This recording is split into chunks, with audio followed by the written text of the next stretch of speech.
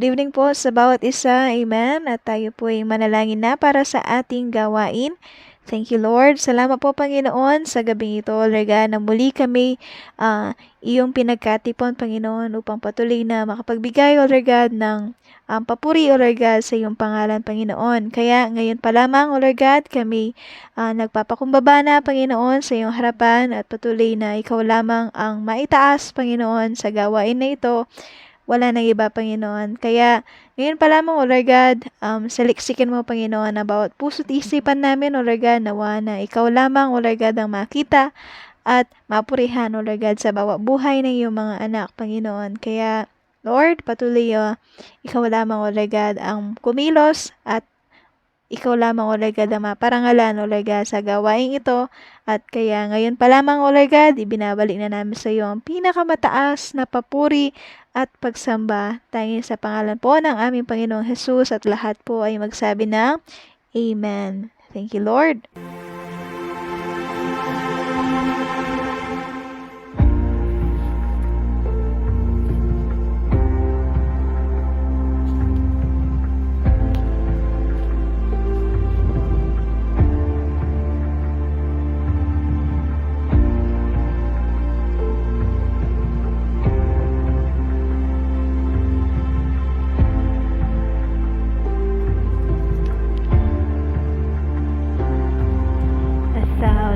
Generations falling down in worship to sing the song of ages to the Lamb.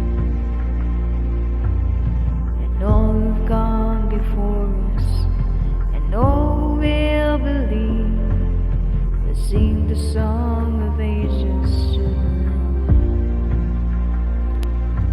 Your name is the highest, your name greatest, your name stands above them all. All thrones and dominions, all powers and positions, your name stands above them all. And the angels cry, holy, all creation cries.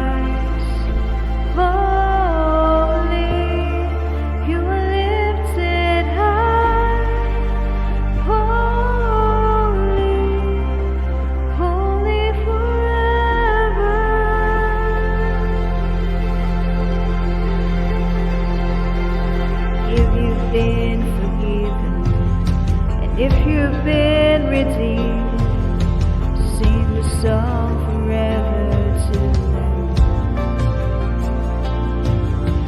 If you walk in freedom, and if you bear His name, sing the song forever to the Lamb.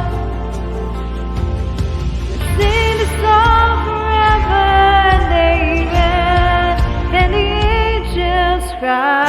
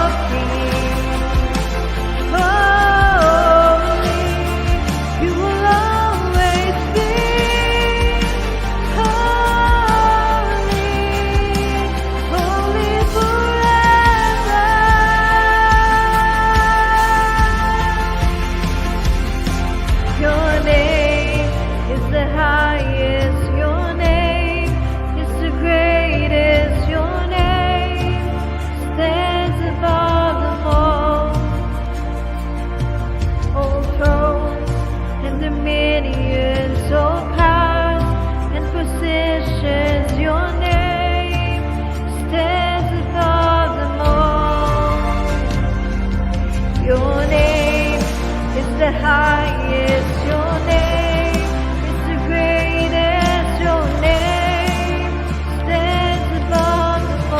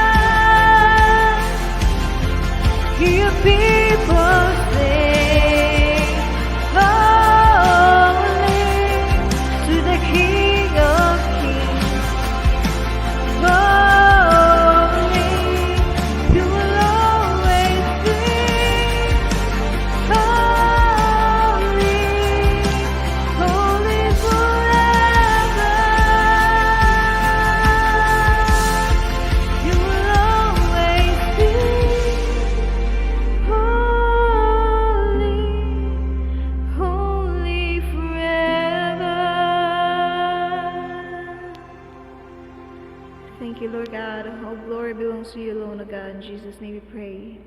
Amen. Mapagpalang gabi po sa bawat isa. Welcome po sa ating Saturday online worship service. Amen? So sige po, tayo po'y manalangin. Thank you, Lord. Thank you, Jesus.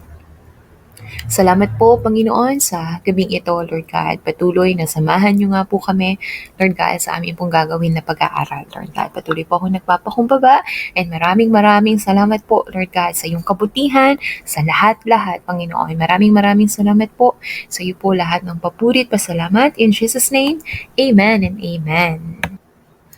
So, basahin po natin yung nakasulat sa Psalms 46 verse 10. Sabi po dyan, "Be still and know that I am God. I will be exalted among the nations and I will be exalted in the earth." Amen. So, obviously, ang pag-aaralan po natin ay be still and know that He is God. Amen. So, pag sinabi po natin be still, the word translated be still comes from the Hebrew term rapha, which is slack, no po, to lose, to drop, or to be weak, no po, cease striving or to stop. Amen. In short, no po, to surrender, no po, to surrender everything to God. Amen. Accept that we are weak, no po, and drop everything to God. Amen. Minsan yung kailangan lang po natin is mag-pause muna, no po, huminto muna, no po, kasi baka sa mga ginagawa po natin, hindi na po pala natin kasama ang Diyos, no po. And nakakatakot po 'yon, no po. Kaya nga maganda, no po, every time, no po, sa buhay po natin, recognize po natin na mahina po tayo, no po, kasi without God, sabi nga po, no, wala po tayong kayang gawin, no po. Without God, wala pong kabuluhan ang lahat ng ginagawa po natin. Amen. So, magpapatuloy po tayo, no po, ang pag-aaralan po natin ay be still and know that He is God. So sabihin po natin sa sarili natin, be still. Amen. Kaya nga po, no, sabi nga po ni Paul, no po, sa 2 Corinthians 12:10, "Therefore I take pleasures in infirmities, in reproaches, in needs, in persecution, in distress, for Christ's sake." Sabi niya, "For when I'm weak, then I am strong." No? Let us allow God to be strong in our weaknesses. Amen. Tandaan po natin na siya po ang Jehovah Rapha, the God who heals. No po? We let go. No po? And in our weaknesses, allow Him to be strong in us. Amen. Ang Diyos po natin, natid po niya ay kagalingan. Amen. Kagalingan po or healing in our situation, healing in our bodies, in our relationship, in our spirit, and all. No po, sa lahat po ng aspeto ng ating buhay. Amen. So, ayan. So, napakaganda, no po, na recognize po natin na tayo po ay mahina, no po, pero patuloy po tayong pinapalakas dahil po sa ating Panginoon. Amen. Ayan. So, thank you, Lord. So, basahin po natin yung buong chapter po, no? Ay, yung buong verses po ng Psalms 46 verse 1 to 11, if hindi po ako nagkakamali. Ayan. So, sabi po dyan, una po nating babasahin yung nasa Psalms 46 verse 1 to 3. Sabi po dyan, "God is our refuge and strength, a very present help in trouble. Therefore, we will not fear. Even though the earth be removed, and though the mountains be carried into the midst of the sea, though its waters roar and be troubled, though the mountains shake with its swelling." Ayan. So, ano po ang dapat nating tandaan? Be still, sabi nga po, no, because God is our refuge. No po, God's presence casts out fear. Amen? Bakit po, no? Sabi ko nga, be still. Bakit? Kasi siya po ang refuge po natin. Amen? Sabi nga po sa Tagalog, no, nung Psalms 46 verse 1 to 4, "Ang Diyos ang ating lakas at kandungan at handang saklolo kung may kaguluhan. Di dapat matakot, mundo'y mayanigman.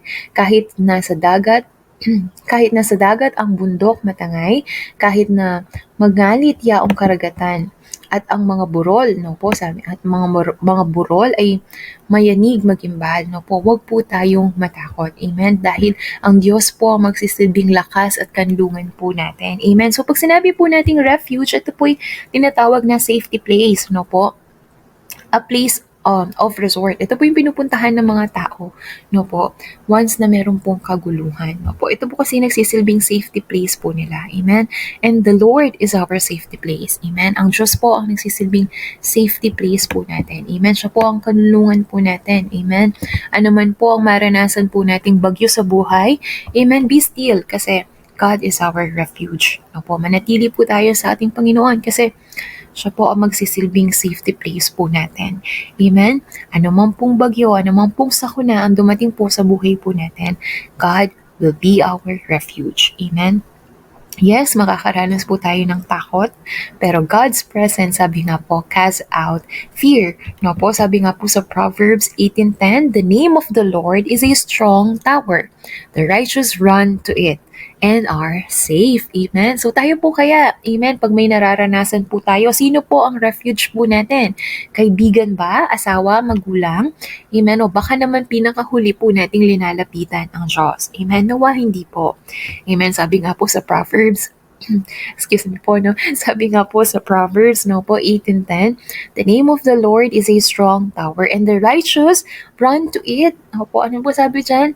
Then they are safe, sabi po sa ibang translation, no po. Kaya nga, hindi po natin makakaila na talagang ang Diyos po ang safety place po natin. Amen. Kaya nga po wala po tayong dapat na kumbaga linalaan po ng ano po natin kasi ang tawag dito, kumbaga wala na po tayong hahanapin pa sa Diyos eh. Amen? Kasi nasa Panginoon na po lahat. Amen? Siya po ang source of everything. Amen? Kaya nga po, kaya nga hindi po natin masasabi na hindi po tayo safe sa Panginoon. Amen? Kasi all-knowing po ang Diyos. Amen? Kaya po niyang, kumbaga, nasa Kanya po ang control. Amen? Kaya talagang siya po ang refuge po natin. Amen? Ayan. So sabi nga po no, sa Psalm 62 verse 5 to 8, my soul waits silently for God alone. My expectation is from Him. He only is my rock and my salvation. He is my defense. I shall not be moved. In God is my salvation and my glory. The rock of my strength and my refuge is in God. Trust in Him at all times, you people.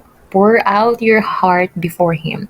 God is a refuge for us. Amen. Alam niyo po, marami pong mga tao nakakaranas ng takot. No po? Kasi nga po, no, marami din pong mga tao ang hindi kilala ang Diyos. Amen. Kaya patuloy po nating pag-pray. Amen. Na makilala po nila ang Diyos. Amen. Kasi po, ang pagkakilala po natin sa Diyos, no po, kung sino po siya, ang magpapawi po ng takot. Amen, na meron po tayo. Amen, unulit ko po, ang pagkakilala po natin, ang pagkakilala po natin sa Diyos, kung sino po siya, ang magpapawi po ng takot na meron po tayo. Amen, kaya nga po, ulitin po natin, no, be still because God is our refuge. Amen, napakasimpleng reminder lang po, no, pero, pagdating po ng kapagsubukan or pagdating na kailangan gagamitin na po natin or kakailanganin po natin yung word na maririnig po natin ngayon. Nandiyan po palagi ang Holy Spirit, amen, para i-remind po tayo. Amen. Ayan. So sabi nga po no, sa mga awit 46:4-7 naman, may ilog. Ayan, may ilog ng galak sa bayan ng Diyos. Sa banal na templo ay ligaya ang dulot. Ang tahanang lunsod ay di masisira. Ito ang tahanan ng Diyos na dakila. Mula sa umaga, ang kanyang alaga. Nangingilabot din bansa't kaharian. Sa tinig ng Diyos, lupa'y napaparan. Nasa atin ang Diyos na makapangyarihan. Ang Diyos ni Jacob na ating kanlungan. Amen. So number 2 po, no? God is with us. Sabihin po natin, God is with us. Amen. God's presence brings joy. Amen. God's presence brings joy. Amen. So alam mo po, no, makaranas man po tayo ng bagyo, no po, sa buhay po natin, mga kapagsubukan, pero alam po natin na nandyan po ang Diyos, no po, it brings joy. Amen. It brings joy. Kumbaga, hindi po nangunguna yung takot eh. Amen. Kasi alam po natin, nandyan po ang Diyos. Amen. Sabi nga po, no, kasama po natin ang Diyos. Amen? At atid po na ito, amen, ang atid po ng presensya po ng Diyos ay kagalakan. Amen? Sabi nga po sa Isaiah 41:10, no po, fear not, for I am with you. Be not dismayed, for I am your God. I will strengthen you. Yes, I will help you. I will uphold you with my righteous right hand. Amen? Be still. Amen? Dahil alam po natin na kasama po natin ang Diyos. Amen? At syempre, sabi nga po, no, kailangan i-recognize din natin na kasama po natin ang Diyos. No po, sa trabaho po natin, sa bahay po natin, sa kalsada man yan, or kahit anumang ginagawa po natin, let us recognize that nakasama po natin ang Diyos. Sabi nga po sa 1 Corinthians 10:31, whether you eat or you drink, whether you do it all for the glory of God. Amen? So, wag po tayong matakot. Amen? Fear not. Amen? Be still, sabi nga po, no? Be still, sabi niya, for God is with us. Amen? Fear not, for I am with you. So, manatili lamang po tayo. Amen? Sabi nga po, and know that He is God. Amen? Yung word na that He is God, amen, napakalaking. Kumbaga, kung ilalarawan po natin ito, i-describe po natin ito, napakaraming mga attributes na pwede po nating ilarawan sa Panginoon. No po? Na pwede po nating mailarawan sa Panginoon. Ayan. Kumbaga, hindi po natin siya fully maiilarawan. Pero, alam niyo po yun, once na po tayo ay nakakilala sa Diyos, naranasan po natin ang ating Panginoon, no po, dun, everyday, sa buhay po natin, makikilala po natin, no, kung sino nga ba ang Diyos, no po, kung sino nga ba ang Diyos na pinaglilingkuran po natin. Amen? So, be still, sabi nga po, no, una, kagaya po ng napag-aralan po natin kanina. Una, because God is our refuge. And then pangalawa, be still because God is with us. Ayan. So sa pangatlo po, no, basahin po natin. Sabi po dyan sa Psalms 46:8-1, sabi po dyan, no, come, behold the works of the Lord, who has made desolations in the earth. He makes war cease to the end of the earth. He breaks the bow and cuts the spear in two. He burns the chariot in the fire. Be still and know that I am God. I will be exalted among the nations, and I will be exalted in the earth. The Lord of hosts is with us. The God of Jacob is our refuge. Amen. Sabi po sa Tagalog, anuman ang kanyang ginawa sa lupa, sapat ng pagmasdan at ikay kahanga-hanga. Maging pagbabaka ay napatitikil, sibat at palasoy madaling sirain. Baluting sanggalang ay kanyang tupukin. No po, sinabi niya, iyan to ang laban, ako ang Diyos. Dapat ninyong malaman kataas-taasan na lahat ng bansay buong sanlibutan pinakadakila. Amen? Amen. So, ayan po. Para po sa ating panghuli, be still and know that we have a powerful God. Amen. God's presence brings peace. Amen. So, basahin ko po ulit yung nasa Psalms 46 verse 8-11. Sabi po dyan, no, come and behold the works of the Lord, who has made desolations in the earth. He makes wars cease. Amen. So, ang Diyos lang po ang may kaya niya, no po, to the end of the earth. He breaks the bow and cut the spear in two. He burns the chariot in fire. Amen. Be still and know that I am God. I will be exalted among the nations, and I will be exalted in the earth. The Lord of hosts is with us. The God of Jacob is our refuge. Amen. We have a powerful God. Amen. Makapangyarihan po ang Diyos. Amen. Wala pong imposible sa Kanya.